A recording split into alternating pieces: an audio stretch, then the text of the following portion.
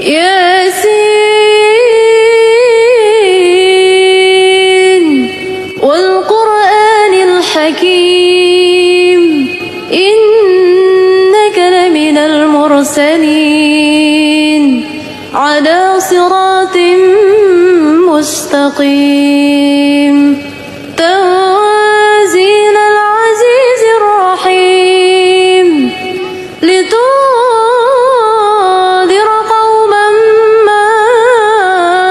أنذر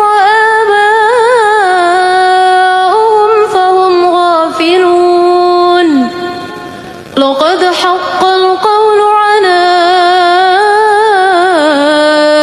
أكثرهم فهم لا يؤمنون إنا جعلنا في أعناقهم أغلالا فهي إلى الأذقان فهم مقمحون وجعلنا من بين أيديهم سدا ومن خلفهم سدا فأغشيناهم فهم لا يبصرون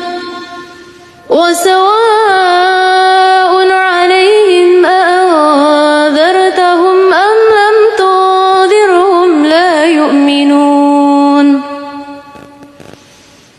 إنما تنذر من اتبع الذكرى خشي الرحمن بالغيب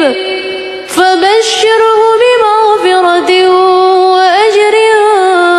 كريم إنا نحن نحيي الموتى ونكتب ما قدموا وآثارهم وكل شيء أحصيناه